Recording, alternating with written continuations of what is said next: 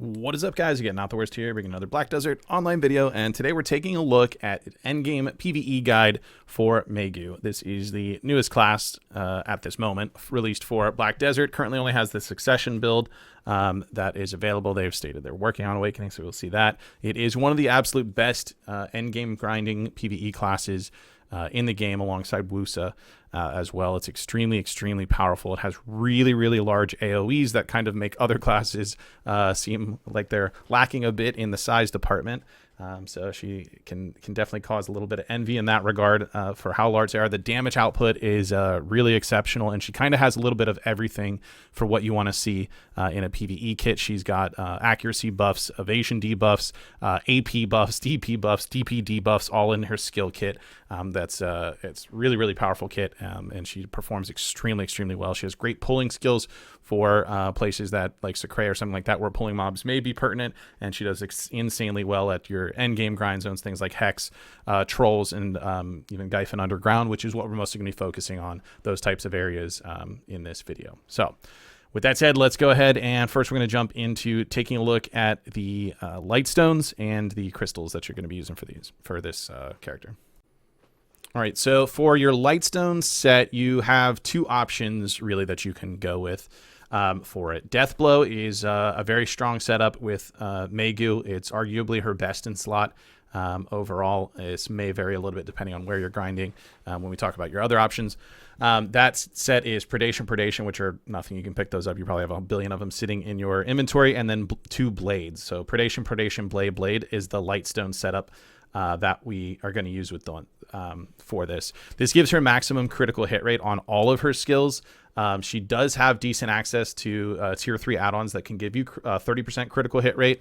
So she's not super lacking in that department, but anytime you can get from not 100% to 100% critical hit rate on all of her skills, it's actually a very large increase in her damage output. It's pretty expensive trying to get two blades if you don't have them already, since you need two very high-priced stones for it. That's going to run you, if they're on your server like they are on NA, maxed out at $5 bill a piece, and they don't sell super often. So getting those two could be kind of difficult for you. It's something that's pretty competitive with it, if not right about the same performance that you could run instead. That set is going to be Vicious Shadows. So this one is going to give you, rather than upping your crit, you're going to be getting an increase on your damage output, and you're going to increase that based on your back attack and critical hit damage increase. So you have modifiers that are added to these. The actual set effect will give you an additional 5% back attack and 2% critical hit. So alongside what the Lightstones themselves get you, it's a maximum of 6% back attack damage and 3% critical hit damage. And that definitely adds up, especially when you're talking like particularly Gyphon Underground or Trolls, where you have virtually almost all back attacks, especially Gyphon. Hex, it might be a little bit less noticeable, and that's maybe where Deathblow is going to outshine it by a decent amount. But in comparison, these two sets are fairly similar to them. So you'll need a Predation, which again is very easy to get, two Predations as well, then a Strike and a Shadows. The Strike is going to run you just like those blades. It's going to be, at least on NA server, it's at that 5 billion, and you got to pre-order it and then just cross your fingers and hope that it's actually going to show up sometime soon and get that pre-order filled, but it's only one for it. And then the Shadows, they run around 800 mil or something like that, so not nearly as crazy, and they do sit on market from time to time. You could get a pre-order and get one filled pretty quickly. So that set overall is going to perform roughly the same at Deathblow as Deathblow for it. It's a lot cheaper to get. Kind of depends on what you want to do with it. Personally, I have both sets and keep both sets. I use them for different things. The artifacts that you have those put on, I have them into magical accuracy for them, and that is because I'm hitting AP cap without having to use monster AP artifacts. If you need a little bit of extra AP based on where you're grinding and want to hit that, it makes sense. If you're grinding an Elvia zone like Trolls or Hex, you really don't want to push past the AP cap being 898 at Hex. That's total AP, and then I believe 920 at Trolls. Pushing past that, since it has a 5% AP cap, is just a complete waste. So you want to use other things that are going to help you, whether it's accuracy or what have you. You can just pick something else if you don't have those. If you want to just throw them in the AP against monsters, feel free. It does have a better impact at somewhere like Gyphon Underground, since the AP cap is only a 70% restriction there. Additional AP actually has some amount of usage. So either two of those sets are going to be extremely good for her setup. If you don't have those, you can kind of run whatever you've got your hands on until you kind of work on that. Obviously, everybody's at different gear points trying to get different things. So Your mileage may vary as far as like where you're at with purchasing those. You can run a species subtype weapon set of the wilds if you want to. So if you're at Trolls, you could run the Demi-Human set, or Gyphon Underground, you could run the Kama Sylvia monster set. Since those are unaffected by AP caps, they can be really, really useful for pushing in some extra damage in scenarios where you don't have some of these higher end options. At Hex, since their subtype is animal or beast, you actually can't get a subset, so you can kind of just go with what you want on that one. Maybe something if you want to push a little more accuracy, just look at whatever kind of sets you're using at other places and stick with that until you can get an upgrade. So now let's go ahead and let's talk about crystals.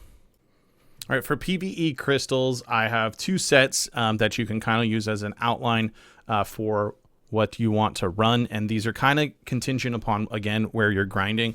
As I mentioned before, the 5% Elvia AP cap is extremely restrictive, so we don't want to keep adding a whole bunch more AP if we're already hitting AP cap for it. So in general, or at Gyphon, for instance, you can kind of run an outline. This one we'll call general PvE.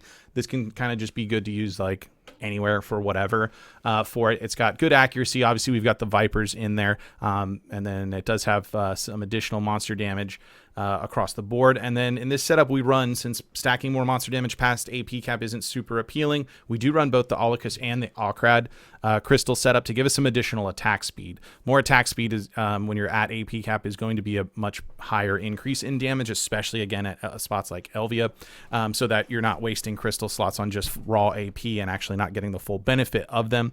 Obviously the human damage doesn't apply to any of the end game zones we're talking about, Trolls, Hex, or Kama, since none of them are human types for it. So this gives us a good kind of basis for all around good usage in general PvE. And then the other option that we can look at is what we'll call for AP cap. So this one is a little bit of a different setup. What we're doing with this one is kind of just making sure we hit the AP cap itself with whatever crystals are needed for your particular spot. And this is not going to be a one size fits all for everybody. You need to actually check your gear when you have all of your buffs, your drafts and everything applied, and your skill add-ons when you're using those monster damage increased skill add-ons. And you need to open your window and take a look and then see what your actual total AP with that is. So you go into the My Stats window and you're going to look at your total AP number where it says total stats and add that to your extra AP against monsters. That's going to give you your total AP number so that you can calculate how much AP you need to hit AP cap. Again, if you're looking at Hex, you want to get to 898 AP before you look at swapping out any other crystals for other things. If you're hitting it, and Maegu, for instance, can hit AP cap pretty easily since she has an AP self buff included with it, you can start swapping out crystals for maybe some defensive options to help keep you alive. You can be a little lazier and not have to pay as much attention. So you could run something like that, maybe drop the power crystals and pick up some Hooms or something along those lines. You could even run 4 sets of Hooms if you want some more defensive options. Drop the power crystals and the Olycus to take away just a little bit of offensive pressure and pick up a set of 4 Hooms to give you a little bit more tankiness to kind of help you out if you want to there. Again, the higher your gear gets, the easier it is to hit that AP cap, so it makes it much less appealing to continue stacking more AP, but you have options if it's there. So kind of to just general PvE wherever you're running it, or an AP cap build, and then just modify those based on what your exact AP is, because obviously that's going to matter for how close you are to the cap. All right, so with that said, let's go ahead and jump on into skill add-ons. Okay, so for our skill add-ons, I mean, pretty standard in PvE. We want to get our attack speed, we want our monster damage, and our critical hit rate are going to be our biggest focus for items, and then maximizing any amounts of damage elsewhere where we can with things like minus DP, critical hit damage increase, or back attack damage. So fairly run-of-the-mill there. We do want to kind of make sure that we're still hitting accuracy cap for the spot that you're grinding. Gyphon is pretty low accuracy requirement, but Hex and Trolls do have a pretty decent amount. I'd recommend checking out Garmoth.com and punching in what your stats are on their hit rate calculator, so you can make sure the spot you're grinding, you do have 100% hit rate for it. You've got all accuracy plus 4% in this build, and an evasion shred as well for 4%, and those do stack with the Maegu's skills that also increase her accuracy, and she has an evasion shred skill as well, so she can get her hit rate up pretty high fairly easily with that setup.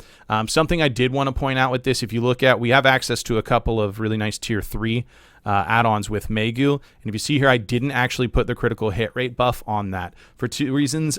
Your skill add-ons should always coincide with what your skill rotation is. So if you use this as an outline and then you want to kind of modify it to fit what you're doing, you want to make sure that that skill rotation is mapped out around that. Because if you're having your same buffs all apply at the same time, you might run into issues where your skill rotation is actually leaving open spaces, so that's not in there. When we look at the skill rotation, running through that skill rotation takes about 10 to 12 seconds depending on how you set up your crystals for attack speed.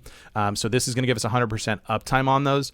The thing is, where we're using these bigger skills, the tier 3s, so we have the critical hit damage, back attack damage, attack speed, and extra AP against monsters. You could easily swap out that monster AP for critical hit rate plus 30% if you wanted to. I prefer to run it this way because I'm using Deathblow set, so I can kind of make up that difference with my Lightstone kit, especially when I'm grinding Hex.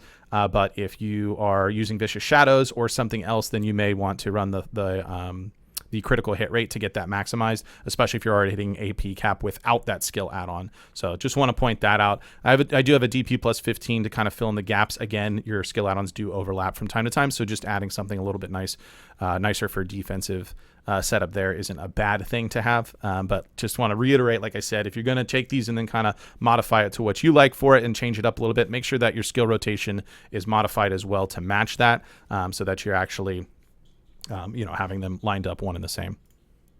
So now let's go ahead and take a look at that skill rotation so that you can get an outline for that and then modify it to fit it if you decided to modify the skill add-ons.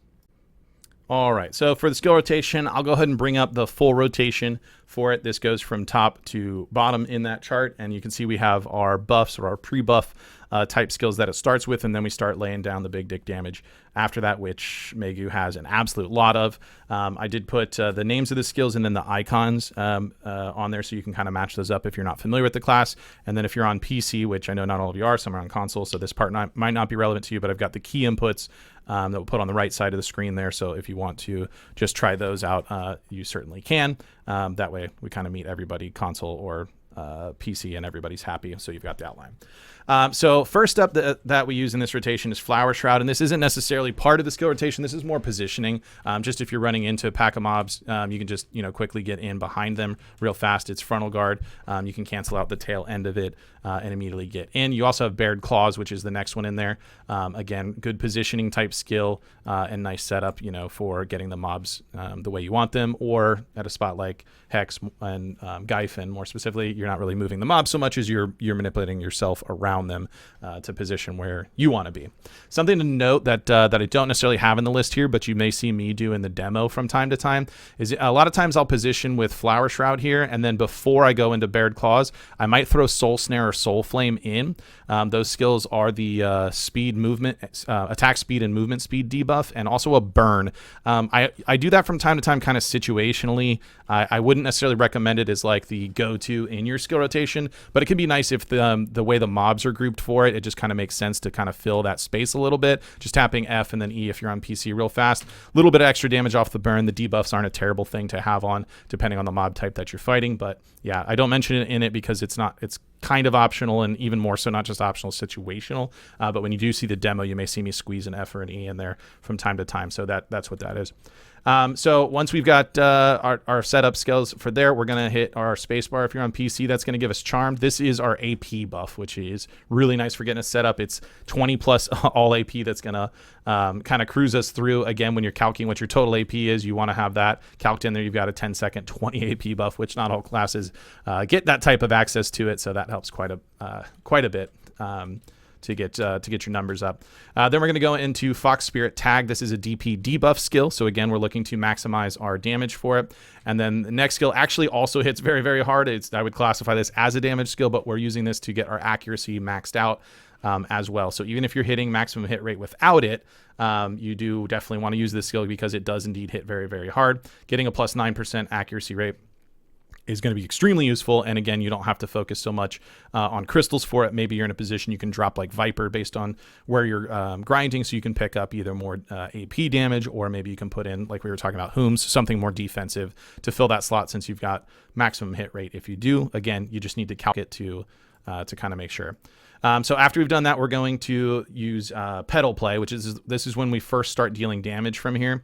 Pedal play you want to do pretty much right after the Spirited Away, because the interaction between the two makes the cast of the pedal play a lot quicker. So you can see she goes directly into it when you do them right away. If you have to reposition or dash out of the way because you're dodging a red circle or something like that, just be aware if you look at the cast time of it after a dash, you don't get that quick cast on pedal play, so it's quite a bit slower. So just keep that in mind. A lot of times you'll see me in the demo with it. If I go Spirited Away, and even if the mobs are facing me, I might just go ahead and do pedal play before I dash for it, just so that I have that quick cast. Right after that, you'll immediately go into Bristling Sparks. Those two skills do interact pretty nicely with each other. So PC will Shift L and B into Shift R and B. Yeah, those two work really, really nicely alongside with each other. You get a whole bunch of damage, and it just super makes sense to add those two together. After that, we're going to go into Heavenward Dance, which does a couple things for us. Number one, it does have an AP debuff on it, which can be useful at some of these higher end game spots. That was the BSR version that we just did on screen there.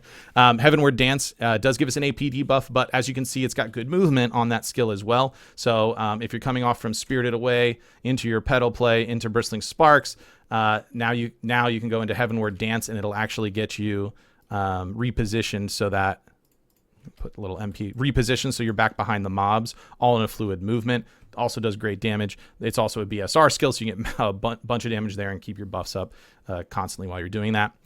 Then the next two are going to be Fox Flare and Spirit Swirl, and these two go pretty quickly into each other. So if you're on PC, Shift Q into Shift F. And the reason for that is the Spirit Swirl will cut off the end of the Fox Flare, so you kind of get a quick cast into it. So the two kind of overlap. You can see that big dome that's there at first. That's actually the Fox Flare effect. And then Spirit Swirl is the skill that happens after that. Those two will overlap each other so that you're dealing that damage at the same time. Coming off that Heavenward Dance reposition, so you're right behind the mobs, you're going to see a ton of damage just melt away from them. You've got all your buffs up and stuff at this point, so it's really nice damage. So you'd come in, get behind them right then, and then just give them Fox Flare, Spirit Swirl, and they're just going to absolutely eat it. And then the last two skills, we just kind of use for a little bit of cleanup in case the mobs have a little HP left to cycle us back. These two, I don't like calling them gap fillers because the damage is still pretty decent for it and they flow pretty smoothly.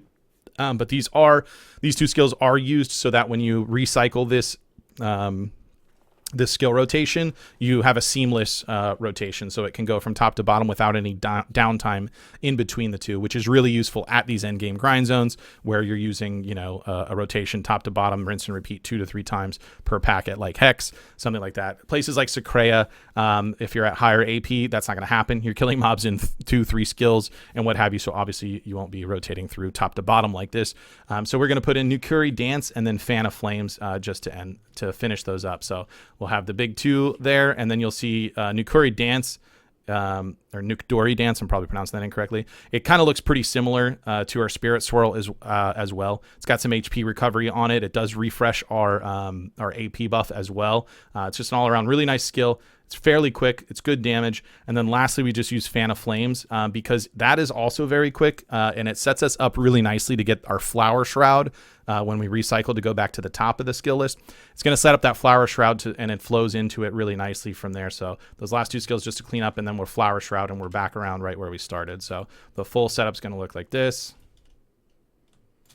I'm going to move out of the way in case the mobs are there. We'll reposition here when we Heavenward Dance. Then we get our Fox Flare, Spirit Swirl, and then just clean up with the Dance, Fan of Flames, and then we're right back at the top. So that's what it looks like when you just go start to finish from it. Obviously, you want to play a little heads up based on where you're grinding, dodging, red circles, exploding skeletons, or giant Gyphon dudes that are going to crush you with their giant axe or what have you. So you want to make sure you move there. Fortunately, she has a nice side dash that can be used at any given time, so you don't have to worry too much about that, but that's going to keep you there. You also want to make sure you're playing heads up with when your back attacks are being initiated. Don't stand there and just throw everything right to their face because you're leaving damage on the table when you do that. And then the last thing I wanted to note was Fan of Flames. You could potentially use something else. I actually tried for a long time because I like this skill and the damage is really good. I tried using the Robin skill, Constricting Charm, in that space. This skill itself is good, but what ends up happening is two things. Number one, the cooldown for it is 15 seconds, and as you'll see, this skill rotation goes from top to bottom much faster than 15 seconds. So you end up with a gap where I was ending up using Fan of Flames there anyways every other rotation, and I don't really like having to do that. I like to make one that's available that's literally the same every time you run through it. And the other issue I had with it was the actual logistics behind using it. When I was coming off of Dance into using that one for it, you're kind of standing here super armored, like in the same position for so many skills in a row. And at Hex, where I grind mostly, that actually didn't make a lot of sense. A lot of odd chances there, I was just going to end up face tanking a bunch of damage, right? Because you're like, even if I get out of the way here, you're just super armor standing, and then the last one still just super armor standing. When you have a bunch of elites spawn because you got those pink orbs up at Hex or something like that, and they're just pounding on you, you end up taking a lot of damage. It also feels kind of clunky going from the Constricting Charm into the back up top with the Flower Shroud. It just doesn't transition the way I would like it to coming off of those.